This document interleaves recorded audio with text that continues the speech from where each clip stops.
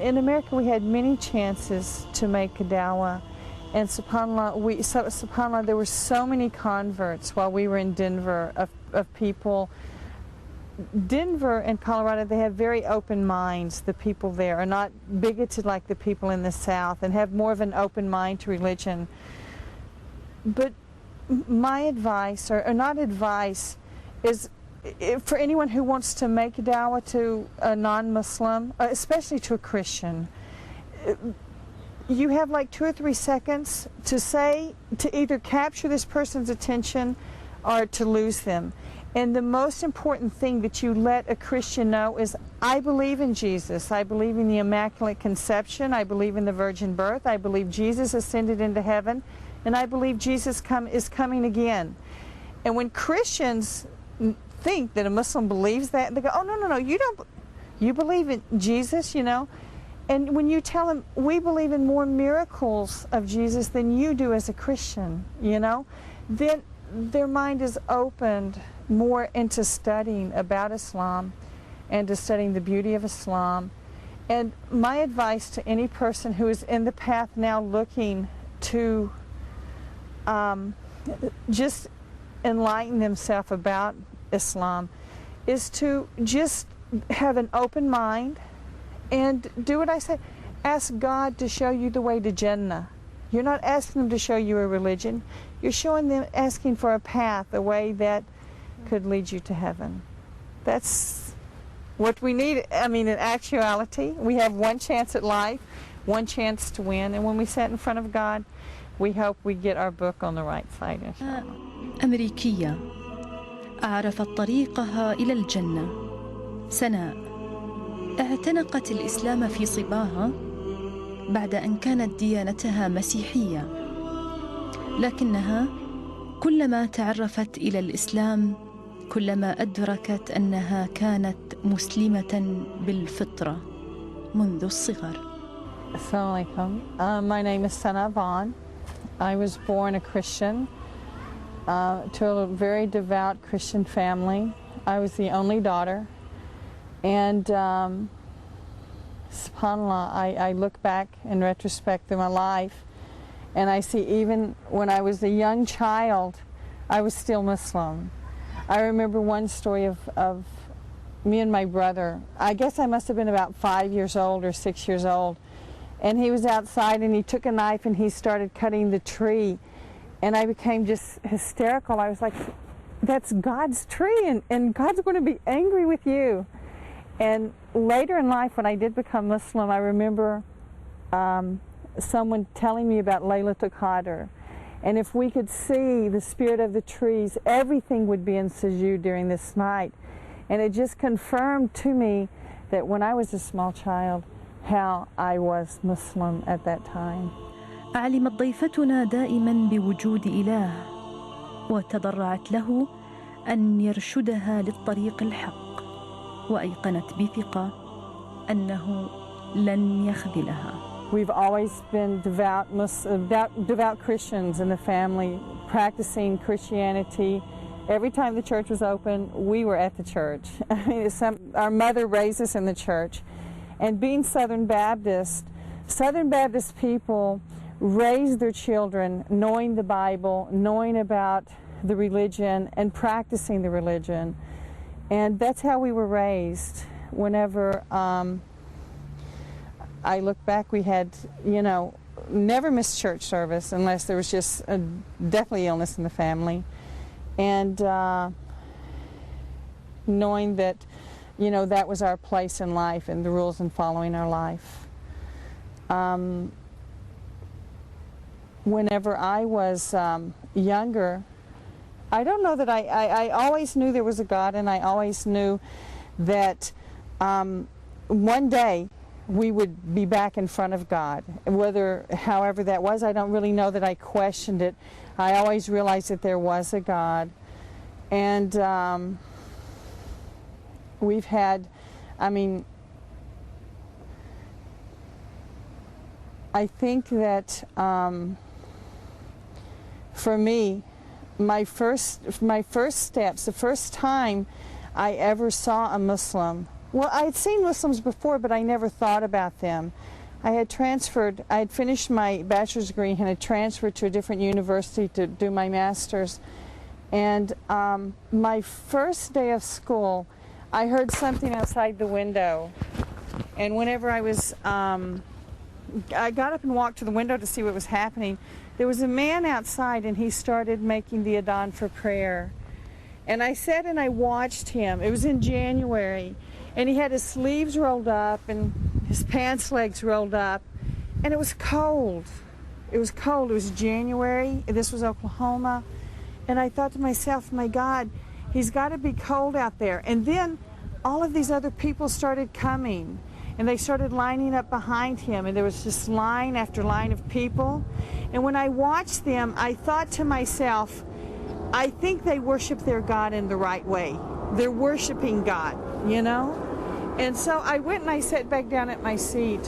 And as I sat at my seat, I kept thinking, you know, I wonder what was going through their mind. I would see them bend, I would see them get down on the ground, and I would think, what are they doing in each portion of their prayer?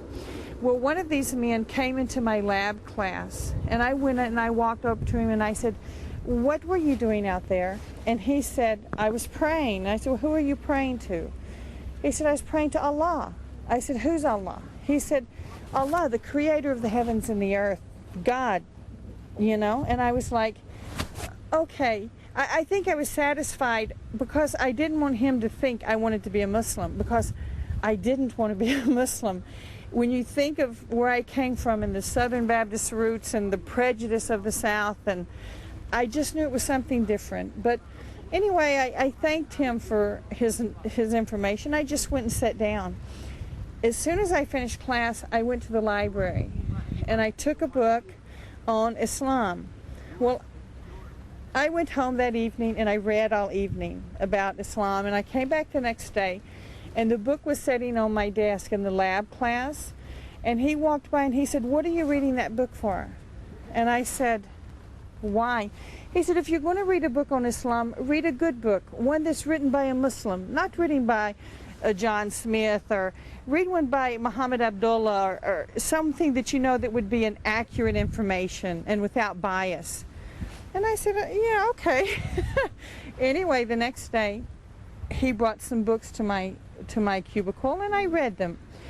And I still didn't want to be Muslim. You know, I was still adamant, but I was still so curious about what Islam was. I had that hunger for it. So I kept reading, and I kept reading.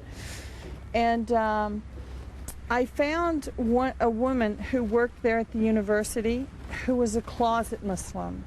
She had accepted Islam, but because her husband was Christian, he would not allow her to practice Islam. He would beat her, actually, if he caught her praying. But when she found out I was learning about Islam, she started bringing me books, accurate books on Islam. And so me and her became good friends. Her name was Carol. And we became good friends. And I found out she lived just around the street from me. So we started walking every day after school, and we would talk about Islam. And the more I read about Islam, the more I realized I was already Muslim. I still did not want to become Muslim because I still had the Christian concept of belief is enough. If I just believe something, it's going to be enough for me. I don't have to practice it. I don't have to do whatever. But of course, the more you learn about Islam, the more you realize that you are responsible for your actions. And actually, one of my friends was Catholic, and she's one of my roommates. And so she was going to fast Lent, which is a 40-day period of fasting for Roman Catholics. But their fasting is completely different. They don't give up food or they don't give up drink. They give up like one thing that they really love. Like to some people it's smoking. They don't smoke for a month. To some people it's a piece of chocolate. So, you know, but so anyway, during that time I said, okay, I'll give up Diet Coke. I'll fast with you the Diet Coke thing. But I was still looking into Islam, and I think it was during that period of time I became more spiritual, and I really was looking for the roots to Islam. And I remember late one evening, I had been studying for my finals exam. And I had been studying and studying. I had stacks and stacks of books that I needed to know that information. And so I was just, we call it cramming, where I just would just read and read and read. But about 1 o'clock that night, I realized I didn't comprehend anything because my heart is thinking about Islam, about Islam. And that night, I said, okay, if I just go to bed and I try to get a good night's sleep, I know this, and I'll do good on my test. But when I went and I laid in my bed, I couldn't sleep. My conviction, my heart was thinking about Islam. How can I do it? What will I do? And subhanAllah, I made a little prayer. I just said, oh God, please give me some peace in my heart. This is overwhelming me. Please just give me some peace in my heart. And nothing happened. So I got on my knees by my bed, and I said, I just poured my heart. I said, God, show me the way to Jannah. I want to go to heaven. I make the promise now, if you show me the way to Jannah, if it's Christianity, I'll be a good Christian. If it's Islam, I'll be a good Muslim. Tonight I make the promise of making my commitment to you. And subhanAllah, I got into bed and I fell fast asleep. It's like I felt the peace come in my heart. I went to sleep. I woke up very early and I went to the school to take my exam. On the way into the building, I met Carol. It's the first person I'd seen since I made this prayer. And she was already in her office. And she called me. She saw me coming in and she said, come here, come here. And I'm like, no, I'm late for my test. She said, come here. And when I went to her, she said, I want you to meet this person. They taught me everything I know about Islam. The Imam of the masjid had come to the school that morning after Fajr. And, you know, whenever she said they taught me everything, I knew that was my answer, that God had sent him there immediately for me. And I told him, I want to take my shahada. I want to take my shahada. He said, make the words now. Say, Ashhadu an la ilaha illallah, right now, because God only knows if you have life whenever you walk away from here. So I said my shahada, and I had the most unbelievable experience. I don't know if you've ever been chilled, like you're cold, and you get into some warm water, and you feel like a warming feeling it came all over my body. And it was like my blood stopped circulating. It's like it had been rushing. There was this energy in my body my whole life. At that second, I knew what my purpose in life was. I felt the peace for the first time. I felt actual, you know, some kind of focus. And I knew that was Islam, and Islam was my way. And so, subhanAllah, that's how I took my shahada. قررت سناء أن تفتح قلبها للإيمان فأسلمت ومن ثم استسلمت لأوامر الله تعالى. After becoming Muslim, I still had the Western mentality of, oh, well, I can be Muslim, but I don't have to really dress as a Muslim, you know? And about 3 months after this time was a time that I really devoted to learning about Islam and learning what was required of me and how actions were important. And my family was coming for my graduation at the university. And I knew that if they saw me without a scarf and without practicing Islam, that they would never accept me being a Muslim. They'd never accept me putting on a scarf later. So what I did is I came out for my graduation with my scarf on. It was the first time anyone at school saw me. And alhamdulillah, my family saw it. They were really shocked. And they helped me move back to Louisiana, where my family lives. Most of my family lives there. And it was a difficult transition period for them. It was, I mean, imagine me going home, I'm wearing a scarf now, it's embarrassing to the, for the neighbors to see me. For them, they were very shy about it. But alhamdulillah, I asked my mother whenever she told me, please take this scarf off, it's an embarrassment. I said, either you accept me with my scarf or I go away. Don't make me choose between my God and my family, because Islam tells me to serve you and to be the best to you. And that's, it's my obligation as a Muslim. Alhamdulillah, I was hired for a job in California 2 weeks later, and so I transferred to California. Actually, there in California, in San Francisco, mashallah, there was a beautiful Muslim community. There were so many people from everywhere, from every country, a lot of American converts to Islam. And subhanAllah, there I was able to find some good Muslim sisters who helped me learn some Arabic and learn some Quran, memorize some surahs of Quran. And about a year and a half later, I was introduced to my husband and was married. And now I have 5 beautiful children. بدأت ضيفتنا خطوتها الأولى، وما كان إلا بتوفيق من الله تعالى أن يسر لها دربها. I think probably the most precious thing that's happened to me, my mother took her Shahada last year. And I traveled back to the U.S. and spent 6 months with her. And alhamdulillah, Allah has really blessed her. That I used to make dua. When I first became Muslim, every time I bent my knees, I would say, oh Allah, just let her take Shahada. I think she's the best woman. I see how she sacrificed for each one of her children and devoted herself.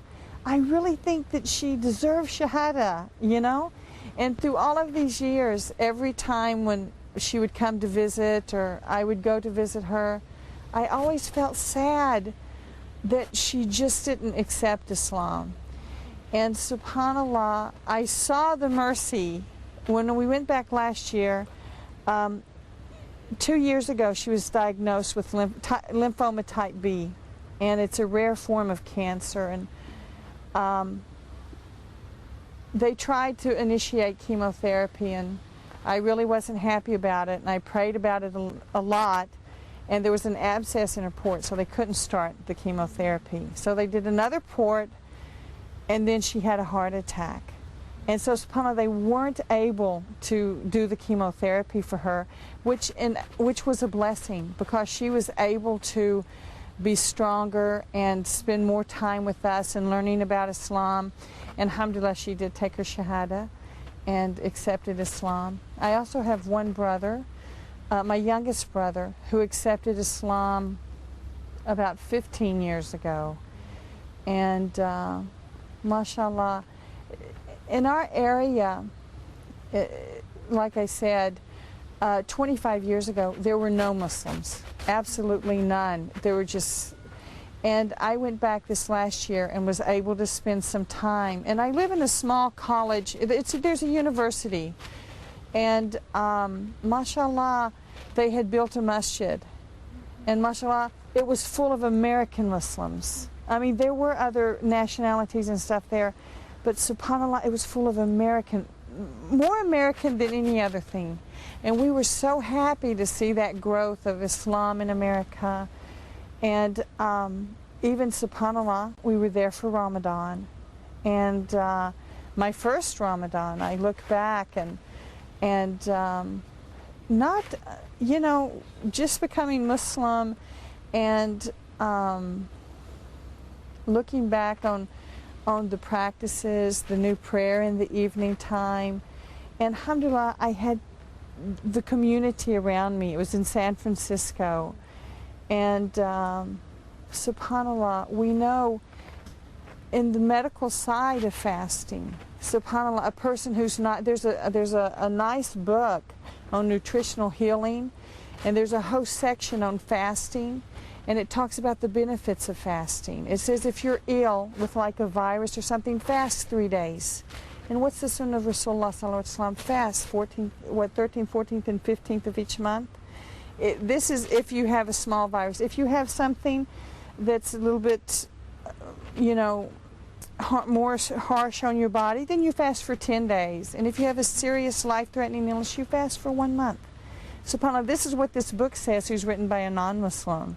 So SubhanAllah, we see the benefits of fasting, and even that first Ramadan was, it was difficult, because in the American concept of giving up food for a full day from sunrise to sunset was very difficult. No water, no food. But alhamdulillah, you feel after 3 days or 4 days how your body needed that rest, and subhanAllah, how you benefited from it. And also spiritually, how you gain from the month of Ramadan, subhanAllah. سناء ككل المسلمين أحبت الخير لكل أحبائها كما أحبته لنفسها. We had talked, you know, it's like I've told you, we bent our knees, and not only me, my children also prayed for their grandmother, that, you know, and my mother's been in the hospital for about 2 years, where she wasn't released, where she's been kept in the hospital. And we called her one evening. It was her birthday, and even though we don't celebrate birthdays, it was her birthday, and she celebrates, and she's lets everyone know. And I said, Mother, what would you like for your birthday? She said, come take me out of this hospital and take me for dinner somewhere.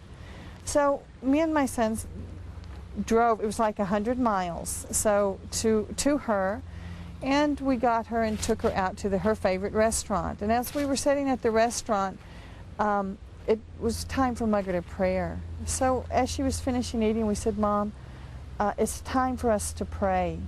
Now, should we take you back to the hospital first? The masjid's very close to us here. Should we go to the masjid? And she said, no, I'll go to the masjid with you tonight. And I'm like, are you sure? The weather's cold. It was January. It was freezing cold. And she says, no, for sure. I want to go to the masjid with you tonight. Would you take me with you? And so we went to the masjid. It was very cold, Louisiana night. It was raining and a little bit of sleet, coming ice with the rain. And we just wrapped her up, and I had bought her this beautiful shawl that it had hand embroidery on it, and it was a nice, beautiful wool color. And she was wearing it wrapped around her head like a scarf, because I told her if you go in the masjid, you have to cover your head. So she had it wrapped up nicely like a hijab. And we went inside the imam's office and set her. We went and prayed. When we come back, the imam was talking with her. And subhanAllah, discussing Islam. And when I remember coming into the room, he was like, well, do you believe in one God? She says, of course I believe in one God. Do you think I believe in more than one God? No, I only believe in one God. He asked, do you believe that Muhammad is the prophet, last prophet and messenger of God? And she said, yes, I believe in Muhammad. And he said, well, then why don't you take your shahada? She said, I'll take my shahada now. And subhanAllah, everyone was crying. There wasn't many people, but the few that were there, even the imam, he said, you know, I wouldn't take $1 million. تعلمت سناء أن تسأل الخالق وتتقرب إليه في حياتها، وخصوصا عند الحاجة، فهو سبحانه المعطي. Another, you know, throughout my life and times that I've had confirmation that Islam is the right way. There was, in 1995, I was diagnosed with cancer. And there was a long period of time where I literally went from doctor to doctor for them trying to find out what was wrong with me. And after 2 or 3 months, I found one doctor, and she said, oh, I see your problem. You know, she took some biopsies, and she called me the next morning, and she said, you have this type of cancer. And so it was, I had a new baby. He was a few months old. And I was so sad. I was just thinking, oh, subhanAllah, here I am sick now, and I have this baby. And it was after the Dhuhr prayer, I went, and I spent most of my day praying, because just for God to give me some direction. And when I went to sleep at the Dhuhr time, after the Dhuhr prayer, I had a dream that I saw this, there was a man, he was maybe like 10 feet in front of me, and he was knelt down, and he was eating, you know, some dates. And as he would eat, he'd put the seed and he'd take another date. And I was wondering, what am I sitting watching this man for?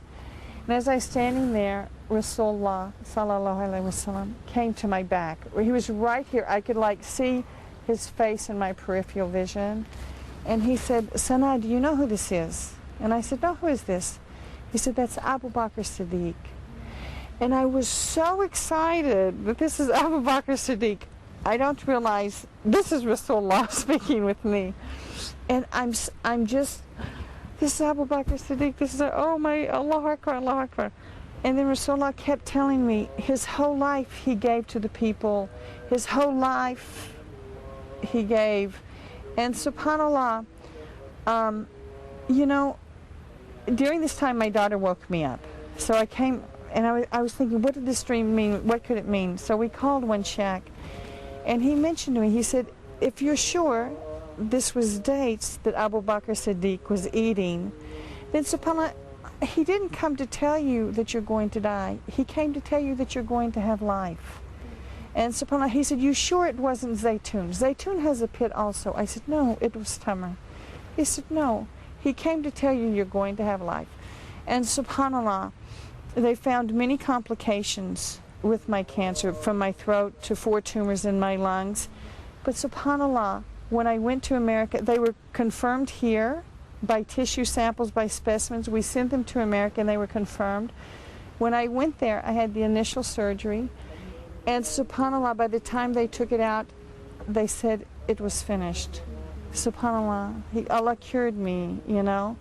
Had 2 confirmations and positive biopsy specimens, and Allah decided to cure me. Alhamdulillah. So subhanallah, his dream to me meant that, alhamdulillah, he would give me life, and did, subhanallah. خلق الله تعالى البشر لعبادته، وأينما وجد المسلم فهو داعية للدين الحق. In closing, there's just a couple of things, advices that I would like to say. In America, we had many chances to make a dawah, and subhanAllah, there were so many converts while we were in Denver of people. Denver and Colorado, they have very open minds. The people there are not bigoted like the people in the South, and have more of an open mind to religion. But my advice, or not advice, is for anyone who wants to make a dawah to a non-Muslim, especially to a Christian, you have like 2 or 3 seconds to say, to either capture this person's attention or to lose them. And the most important thing that you let a Christian know is, I believe in Jesus. I believe in the Immaculate Conception. I believe in the virgin birth. I believe Jesus ascended into heaven. And I believe Jesus is coming again. And when Christians think that a Muslim believes that, they go, oh, no, you don't. You believe in Jesus, you know. And when you tell them, we believe in more miracles of Jesus than you do as a Christian, you know, then their mind is opened more into studying about Islam and to studying the beauty of Islam. And my advice to any person who is in the path now looking to just enlighten themselves about Islam is to just have an open mind and do what I say. Ask God to show you the way to Jannah. You're not asking them to show you a religion. You're showing them, asking for a path, a way that could lead you to heaven.